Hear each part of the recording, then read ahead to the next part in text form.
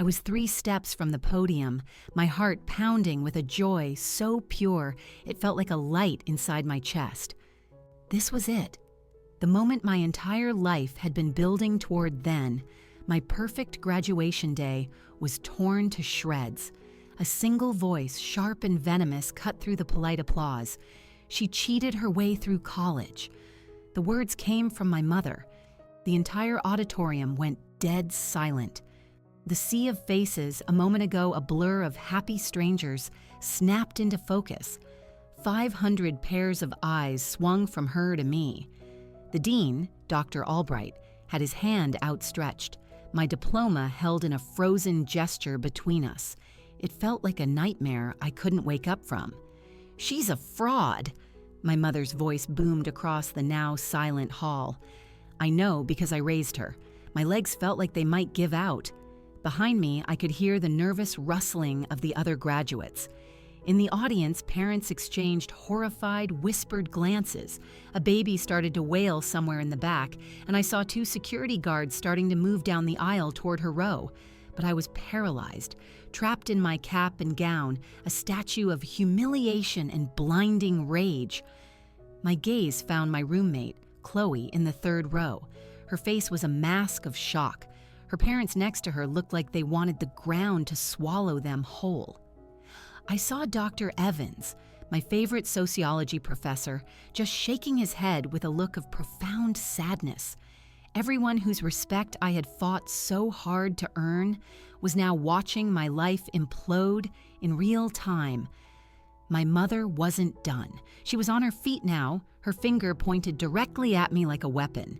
Ask her about the nights she came crying to me for money. Ask her how she really paid for those textbooks. Her face was a grotesque twist of years-old resentment. She never earned a single thing in her life. The lies just poured out of her, so practiced and smooth. She'd always been a master at rewriting history. In her version of our lives, I was the ungrateful child who had abandoned my loving family. She never mentioned how she'd kicked me out the day I turned 18. She conveniently forgot the venom she'd spit at me when I told her I was majoring in psychology instead of the business degree she had picked for me. A professor I didn't recognize stood up, trying to intervene. "Ma'am, this is hardly the time or the place. Don't you tell me about time and place," she snarled back. I've kept my mouth shut for 4 years while she paraded around here, pretending to be someone she's not. Dr. Albright cleared his throat, the sound amplified by the microphone, and a screech of feedback made everyone flinch. "Perhaps we should continue with the ceremony," he suggested, his voice calm, but his eyes met mine with a flicker of genuine concern. And that's when it happened. Something inside me snapped. The years of shame I had carried, the feeling of being small and worthless, started to burn away, replaced by a cold, hard anger. My mother had staged this. She wanted to cause maximum damage, to humiliate me on the biggest stage of my life. She wanted to poison this moment just like she'd poisoned every other achievement. But I wasn't that scared 18-year-old anymore. The one who'd packed her life into trash bags and slept on a string of friends' couches. I had survived 4 years without a dime of her money, without a crumb of her approval, without her toxic presence. I pulled my shoulders back and took the final 3 steps toward Dr. Albright. The entire auditorium seemed to hold its breath. My mother's voice started to rise again, but I tuned it out. It was a skill I had perfected long ago. "Congratulations, Maya," Dr. Albright whispered, his voice low as he finally placed the diploma in my hand. His eyes held a question. I leaned in close, my own voice surprisingly steady amidst the chaos. "Dean Albright, I need to speak with you in your office after this. It's about what just happened, but it's part of something much, much bigger." He gave a slow, deliberate nod, a glimmer of understanding in his expression. My office. 30 minutes. As I turned and walked across the stage, my mother's accusations were still echoing, amplified because someone had foolishly gotten a microphone near her. Security was definitely closing in on her now, but she was playing to her newfound audience. She thinks she's so clever, but I know the truth about her grades. I know about the favors she asked for. The line of graduates parted for me as I walked toward the exit stairs. I saw pity in some faces, morbid curiosity in others, and a few that were just plain judgmental. My face was on fire, but I didn't stop. Each step felt heavy, deliberate, purposeful. As I reached the bottom of the stairs, I heard the guards finally reach her. Her voice became a shrill shriek as they began to escort her out, but I didn't look back. I would not give her that satisfaction. Outside the auditorium, the hallway was a happy chaos of families hugging, taking photos, and celebrating. Normal families, normal achievements, normal joy. Everything I had ever wanted and knew I would never have. My phone started buzzing relentlessly. Chloe, are you okay? That was certifiably insane. A text from my chemistry study group. Ignore her, Maya. We know you. You worked harder than any of us. Even a message from Professor Martinez, who was famously reserved, do not let anyone dim your light today. But I knew, underneath their kind words, the seed of doubt my mother had planted would start to grow. People would wonder, was there some truth to it? My reputation, which I had painstakingly built over 4 years of sleepless nights and relentless work, was now stained. I found an empty classroom and sank into a chair, still clutching my diploma. The plastic cover was slick with sweat from my palms. Through the window, I could see the celebration on the main lawn, caps flying into the air. My mother's words echoed in my head, but they sounded different now. Every lie was a confession of her desperation. Every false charge was a showcase of her weakness. She had lost her grip on me years ago, and this was her last, pathetic, scorched earth attempt to tear down everything I had built. But she'd made a fatal mistake. She had done it publicly, in front of witnesses, in front of people who held power and respect. Dr. Albright had seen her for what she was. My professors had seen her cruelty. This wasn't just my private shame anymore. I stood up, smoothed down my gown, and started walking toward the dean's office. My graduation day was in ruins, but something new was just beginning, and it was something my mother was completely unprepared for. Dean Albright's office was a sanctuary of calm after the storm outside. He shut the heavy oak door behind me and motioned for me to sit in one of the plush leather chairs facing his desk. The walls were covered in academic awards and framed diplomas, a testament to a life built on integrity and hard work. Maya, what happened out there was reprehensible, he began, his voice kind but firm. Your mother's behavior was beyond unacceptable. I want to assure you that this university stands with you. I managed a small nod, my knuckles white as I gripped my diploma. Dean Albright, thank you. But this wasn't just a random outburst. My mother has been planning to ruin me for a long time. His eyebrows shot up. What do you mean? I took a deep, steadying breath. This was the point of no return. It really started back in February. I went to the financial aid office to get my semester refund check, and it had bounced. They told me there was a problem with my account. The memory was still vivid, the feeling of the floor dropping out from under me. The clerk had looked at her screen with a confused frown. I'm sorry, miss. Reyes, but it looks like your educational trust has been completely drained. In fact, there's a negative balance. I had stared at her, speechless. That was impossible. My grandfather had established that trust for my education with over $75,000. I'd budgeted meticulously, working 2 jobs to cover my rent and food so I'd only ever have to touch the principal for tuition. That can't be right, I had stammered. Can you please show me the transaction history? What I saw on her monitor made my blood run cold. Withdrawal after withdrawal, dating all the way back to my sophomore year, huge sums of money transferred to accounts I had never even heard of. My carefully guarded future had been systematically siphoned away while I was working myself to exhaustion at the campus library and a coffee shop. I knew something was deeply wrong, I told the dean, my voice gaining strength. So I took what little savings I had and hired a private investigator. His expression shifted from concern to intense focus. That's a significant step for a student to take. Kenji Tanaka. He specializes in financial fraud. He wasn't cheap, but he was the best.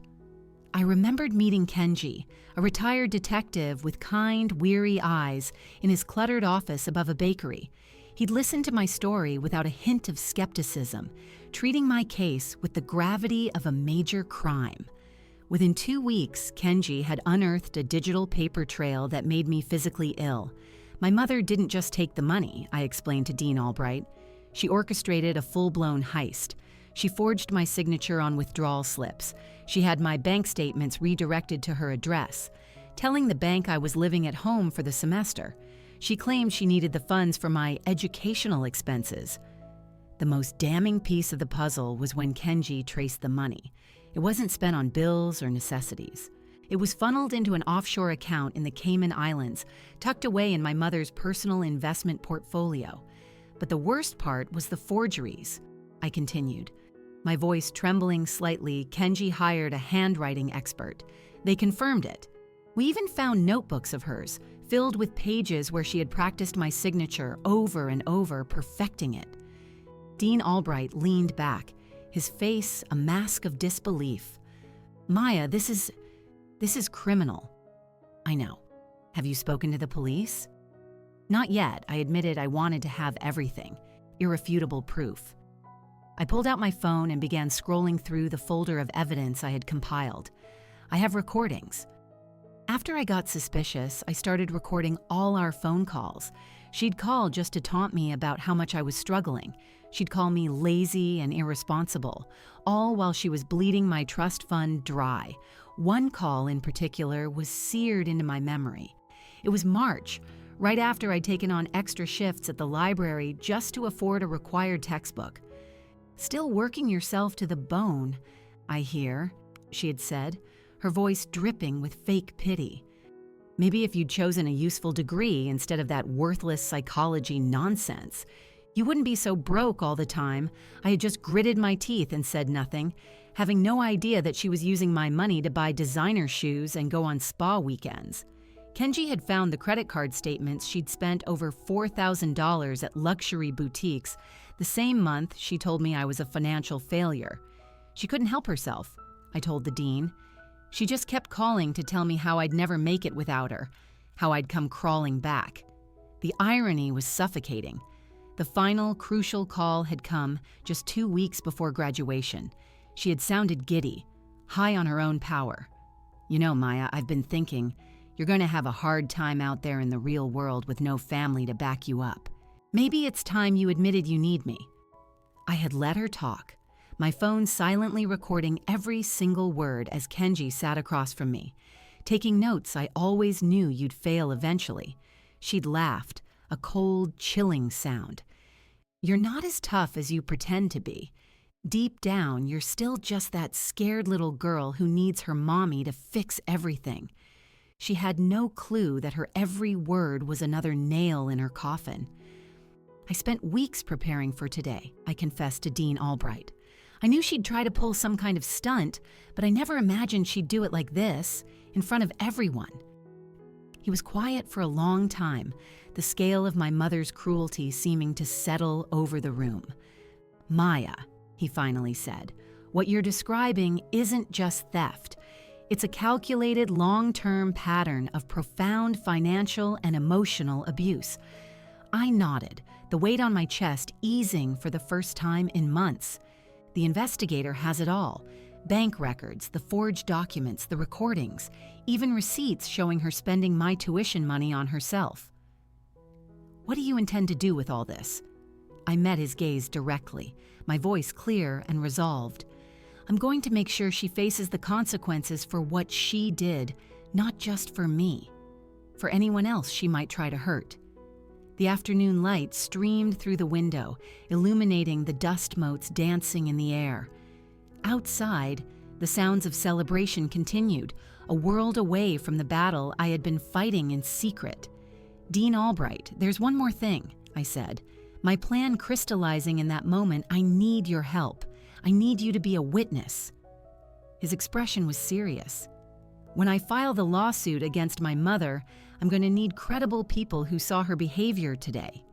He leaned forward, clasping his hands on the desk.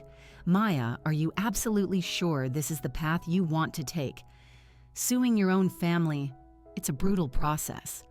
"She made it public," I replied, my voice hard as steel. "She chose to humiliate me in front of 500 people. Now she can face the consequences in public, too." The next morning, I was sitting in the downtown office of Isabella Rossi, an attorney who came highly recommended by the university's legal aid. She was a sharp, no-nonsense woman in her 50s with piercing eyes that missed nothing. She was meticulously reviewing Kenji Tanaka's report. "This is one of the most comprehensive fraud cases I've ever seen from a PI," Isabella said, not looking up from a stack of bank statements. "Your mother didn't just steal from you, Maya. She committed identity theft, wire fraud, and forgery. We're talking about federal offenses here." My hand shook as I signed the retainer agreement, officially initiating the civil lawsuit. Isabella explained that criminal charges would likely follow, but the civil case was the fastest way to freeze her assets and force her to return the money. "The process server will deliver the summons this afternoon," Isabella told me. "Are you ready for her reaction?" I took a deep breath. I've been ready for months. At exactly 3:47 p.m., my phone rang. My mother's name, Eleanor, flashed on the screen. I answered on the second ring and put the call on speaker so Isabella could listen. "What in God's name have you done?" Her voice was a high-pitched shriek, fury barely masking a tremor of panic. "Some man just showed up at my door and handed me legal papers. I filed a lawsuit for theft and fraud," I said, my voice eerily calm. "It's all documented, Mom. The forgeries, the offshore account, every single cent you stole. I never stole from you. That was your education money, and you wasted it on that ridiculous degree." Isabella raised an eyebrow, giving me a subtle nod to keep her talking. With every word, my mother was digging her own grave. "You transferred over $75,000 to a Cayman Islands account," I stated flatly. "While I was working 2 jobs and living on instant noodles, you were buying designer handbags and going on spa vacations. You can't prove a thing. After everything I sacrificed for you, this is the thanks I get?" "Actually, I can prove it," I said. "We have the bank records, the forged withdrawal slips, and recordings of our phone calls. We have everything." The line went silent for a few seconds. When she spoke again, her voice had shifted, becoming sickly sweet and manipulative. "Honey, you're just upset. This is ridiculous. We're family. We can sort this out without all these lawyers and courts. Why don't you come over for dinner? We'll talk it through." Isabella shook her head, mouthing the words, "No way. The time for talking ended when you tried to destroy my graduation," I said. "From now on, you can talk to my attorney." I hung up and immediately powered off my phone. Isabella looked at me with a new level of respect. That went even better than I'd hoped. She essentially admitted to moving the money and then tried to manipulate you into dropping it. It's textbook. Within hours, the news of the lawsuit was all over our small town of Oak Haven. With only 12,000 residents, gossip about a prominent family like mine spread like wildfire. My mother was on the hospital board, a key figure in local charities. Her public image was her everything. My phone lit up with texts from people I hadn't heard from in years. Some offered support. Others were fishing for details.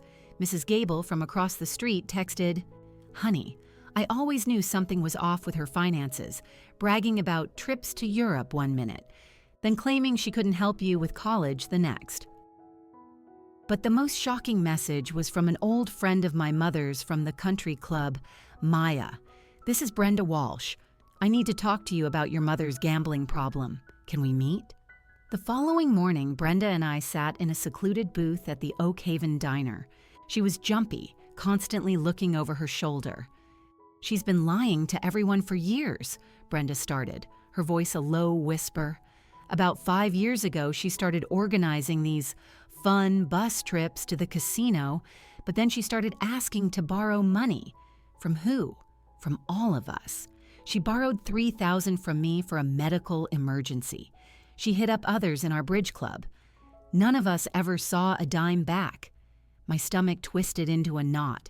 Brenda went on, painting a picture of my mother as a desperate woman running a small-scale Ponzi scheme, borrowing from one friend to pay back another, all to feed a secret addiction.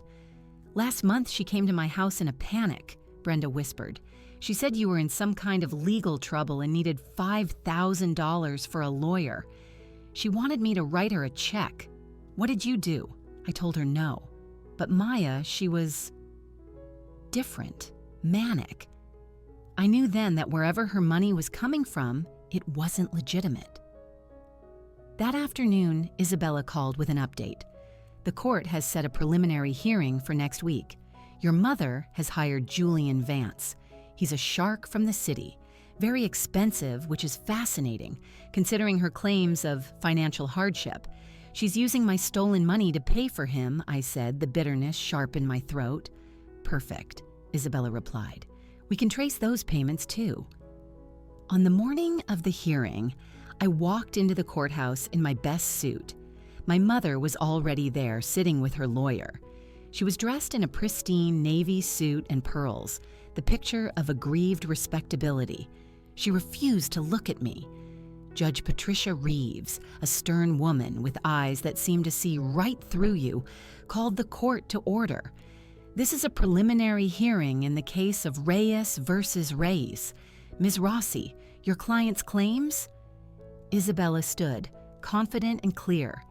"Your Honor, we are seeking damages for systematic financial fraud. Over 3 years, the defendant, Eleanor Reyes, forged signatures, intercepted mail, and illegally transferred over $75,000 from the plaintiff's educational trust to her own personal offshore accounts." My mother's lawyer stood up. "Your Honor, this is a simple family misunderstanding, blown out of proportion by an ungrateful daughter. Mrs. Reyes was merely acting as a concerned parent, managing her child's finances."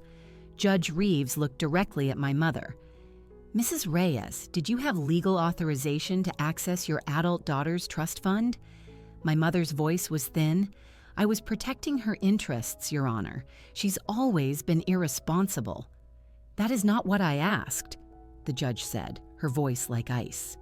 "Did you, or did you not, have legal authority to move those funds?" The silence stretched on. My mother's face went pale. "Mrs. Reyes, I am ordering a full forensic audit of all your financial records. We will reconvene in 30 days. As we left the courthouse, I saw I had 17 missed calls. The first voicemail was from my Aunt Carol, my mother's younger sister Maya. "Honey, we have to talk. There are things about your mother. Things from a long time ago. Please call me." I dialed her number right there in Isabella's office. "Maya," she said, her voice tight with an urgency I'd never heard from her before. "I've held this secret for 15 years, but after what happened in court today, I can't keep quiet." "What secret, Aunt Carol?" "Your mother. She stole from me too. When your grandmother Clara passed away, she left $50,000 for you and your brother Leo's college funds. Your mother was the trustee. She moved all of it into her own accounts. The phone felt cold in my hand. She stole my inheritance." "She told me it was a better investment strategy," Carol said, her voice breaking. "She said she was protecting it. I was her little sister. I trusted her, and she threatened to cut me out of the family if I ever mentioned it. The betrayal was a physical blow. It wasn't just my trust fund. It was my entire life. Every guilt trip, every lecture on sacrifice had been a lie. That evening, I drove to my younger brother Leo's apartment. At 22, he was my mother's golden child, the one she'd always doted on. He opened the door in greasy work coveralls. "Maya?" "What's going on?" Mom called and said, "You're trying to destroy the family. Can I come in, Leo? We need to talk." I spread the documents out on his small kitchen table. I watched his face as he looked at the bank statements, the transfer records, the dates. This can't be right," he whispered. Mom said your college money ran out because you were always partying. Leo, look at the dates. She was wiring thousands to the Cayman Islands while I was working 2 jobs and living on ramen noodles. His face crumpled. She used to call me, complaining about you. She said you were always asking for money, that she had to keep bailing you out. I never asked her for a single penny after she kicked me out, I said softly. While she was telling you I was a failure, she was stealing from both of us. Leo sank into a chair. What about my college fund? Is it gone? I showed him the other set of documents. She moved your money to the same account. Yours was smaller because she'd been dipping into it for years, ever since you were 16. No, he said, his voice cracking. She told me that's why I couldn't go to the state university. She said we couldn't afford it. A flood of revelations followed.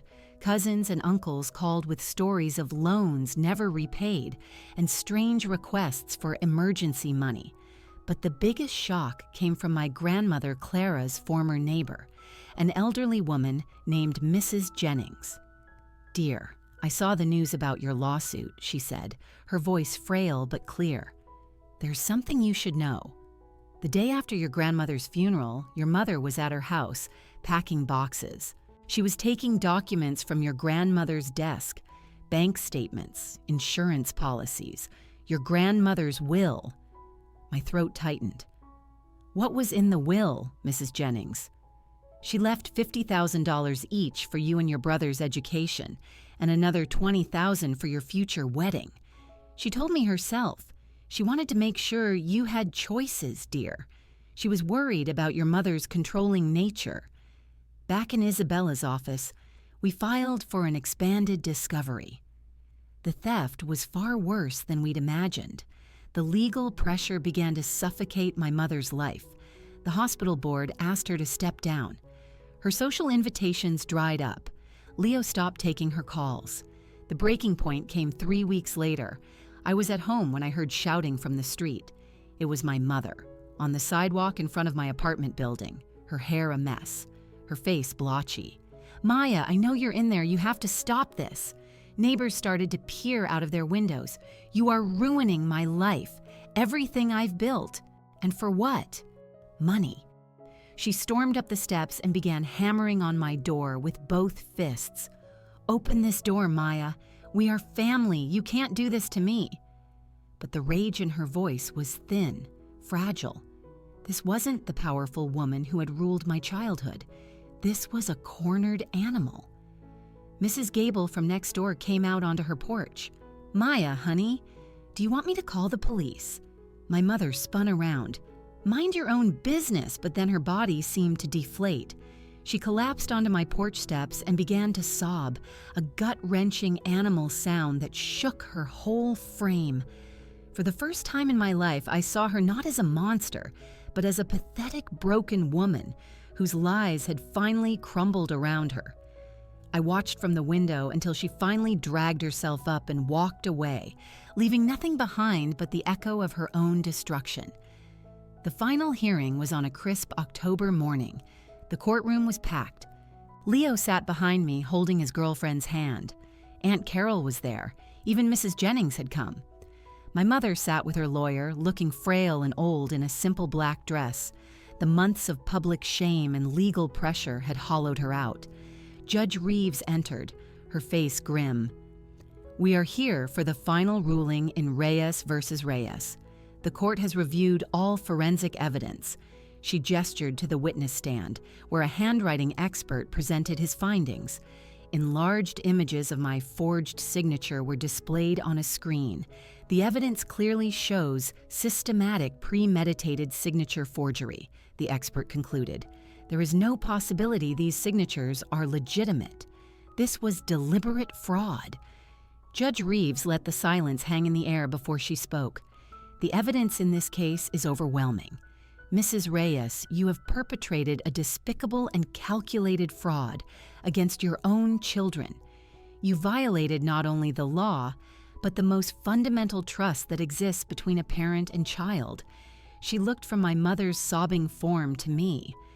This court finds that the defendant unlawfully transferred $75,600 from the plaintiff's trust fund. Furthermore, evidence shows she concealed and misappropriated inheritance funds totaling $70,000. My mother let out a strangled gasp.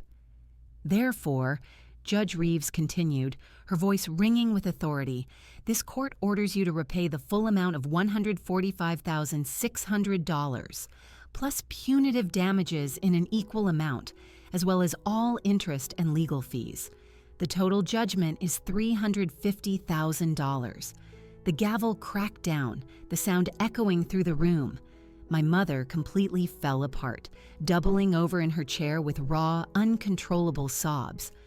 I had imagined this moment for months, but there was no triumph, no joy, just a vast, empty quietness inside me. Furthermore, Mrs. Reyes, the judge added, I am referring this case to the District Attorney's Office for Criminal Prosecution. As reporters swarmed the courtroom doors, Isabella guided me out a side exit. That evening, I sat in my apartment with Leo. A certified check for the first payment, liquidated from my mother's assets, lay on the table between us. She was being forced to sell the house, her car, everything. She's going to lose the house we grew up in, Leo said quietly. I know. Maya. Did we do the right thing? I looked at my brother, who had chosen truth over the mother he had adored. Leo, she stole our futures. She stole our grandmother's love from us. She would have never stopped. He nodded, but the pain was still in his eyes. We were orphans by choice. Later, Isabella called. The DA is moving forward with the evidence we have. She's likely facing 5 to 10 years in prison. I closed my eyes. My mother, once so powerful, was about to lose everything, her money, her home, her freedom. All of it undone by her own greed. 3 weeks later, Aunt Carol gave me a small jewelry box that had belonged to my grandmother. Tucked beneath the velvet lining, I found a yellowed envelope. Inside was a letter in my grandmother Clara's elegant script. My dearest Maya, if you are reading this, it means your mother did not honor my wishes. I pray that someday you will find a way to use your gifts to help other young women who need a chance. You have a strength you do not yet know. All my love, Grandma Clara. Her words felt like a sign from beyond the grave. That afternoon, I called Isabella. I want to start a foundation, I told her, a scholarship fund for young women who have been cut off from family support but are still fighting for their education. A genuine smile spread across Isabella's face. Maya, that's a beautiful idea. What will you call it? The Clara Reyes Memorial Scholarship, I said, after my grandmother. Within 6 months, the foundation was a reality. Endowed with most of the settlement money, news of the scholarship spread, and my mother's attempts to contact me grew more frantic. She left rambling voicemails, which I deleted without listening.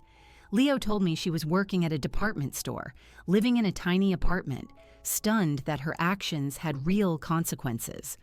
My new life began to take shape. I bought a small house with a yard and a rose garden that reminded me of my grandmother's.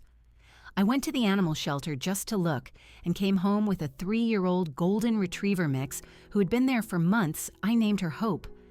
I started painting again, filling a small spare room with canvases and the smell of oil paint. The first scholarship ceremony was held at the local community college. 5 young women sat in the front row, their stories all different but echoing my own. As I stood at the podium, looking at their brave, determined faces, I felt my grandmother's presence. Education is not just about a degree, I began. It's about proving to yourself that you are worthy of a future. It's about building something beautiful from broken pieces.